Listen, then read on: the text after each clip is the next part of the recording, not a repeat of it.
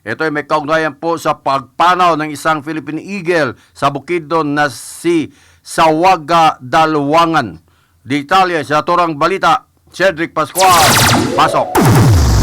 Pumanaw na ang Philippine Eagle sa Bukidnon na si Sawaga Dalwangan habang sumasailalim sa rehabilitasyon ayon sa anunsyo ng Philippine Eagle Foundation PEF nitong Sabado, Hulyo 18.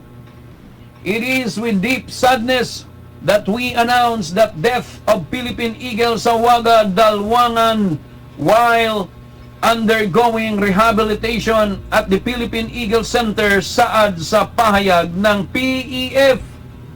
Si Sawaga Dalwangan na isang batang adult female ay nasagip ng magsasaka mula sa tropa ng mahigit 30 unggoy sa Barangay Dalwangan, Malaybalay City noong Hulyo 3. Isinagawa ang inisyal necropsy habang nagpapatuloy naman ang histopathological examinations. Ang consolidated report sa kanyang pagkamatay ay ilalabas sa oras na maisapinal na ang lahat ng test result. We share the grief of everyone who followed her journey and hope for her recovery.